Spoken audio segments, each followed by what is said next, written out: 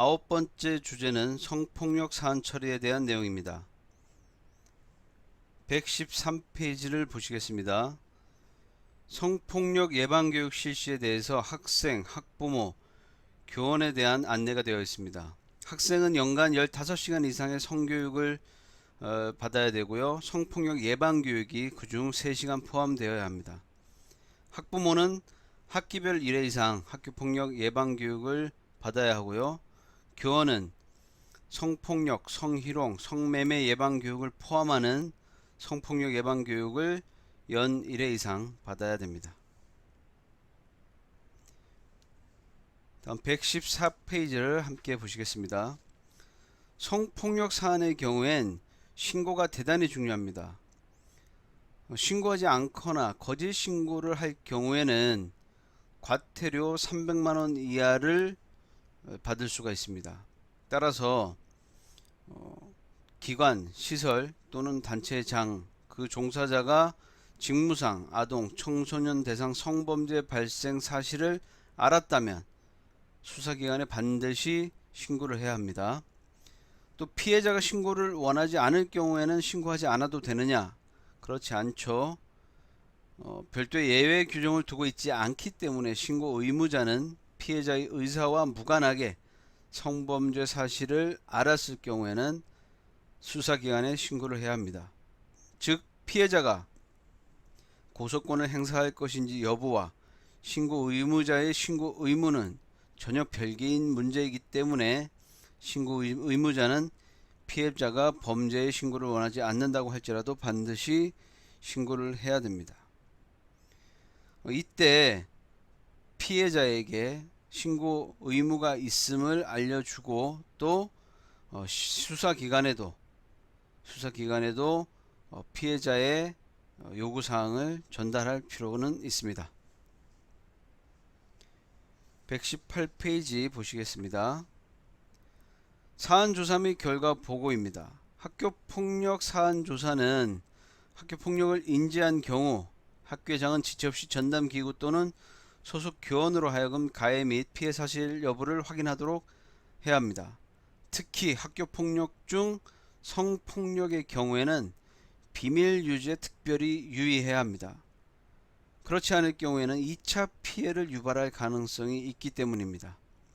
또한 사안조사 결과 보고할 때는 조사 결과를 보고서로 작성해서 학교장에게 보고를 하고 필요시에 조사 결과를 심의위원회에 보고하게 됩니다.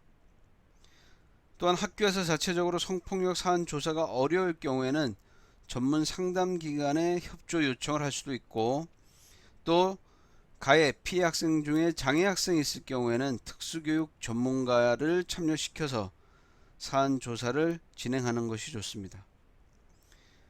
특히 조사 시의 유의사항은 가해 학생 및 피해 학생의 인권 보호에 더욱 신경을 써야 하고요.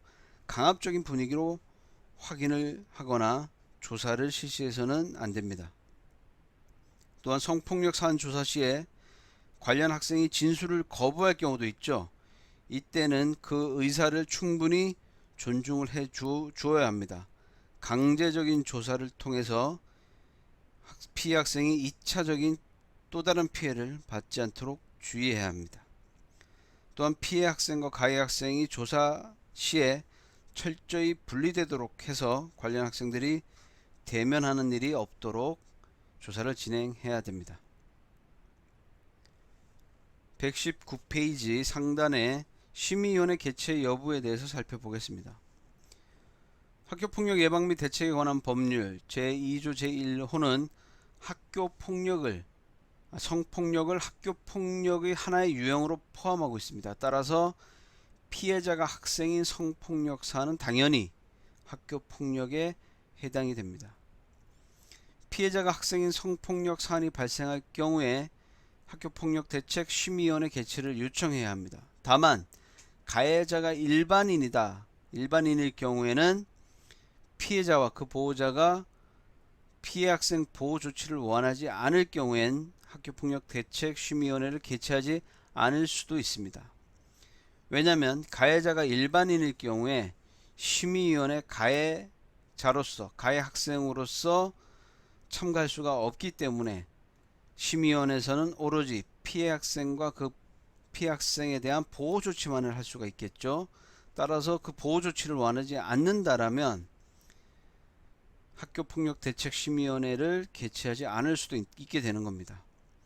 하지만 이 경우에 피해 학생 보호 조치가 어려울 수도 있음을 충분히 설명할 필요가 있습니다. 또한 성폭력 피해 학생이 피해 학생의 신변, 사생활 보호를 위해 심의위원회 참석을 원하지 않는 경우도 있죠. 이럴 때는 강제적으로 또는 강압적으로 반드시 심의위원회를 참석해야 한다고 할 필요는 없습니다. 피해 학생이 심의위원회 참석을 하지 않을 수도 있고 서면 진술로 이를 대체할 수가 있기 때문입니다. 또한 피해 학생이 심의위원회 참석을 원하지 않더라도 심의위원회는 비공개로 피해 학생 보호 조치 및 가해 학생에 대한 조치를 심의 의결해야 합니다. 지금까지 학교 폭력 중 성폭력 사안의 처리 방법에 대해서 말씀드렸습니다. 감사합니다.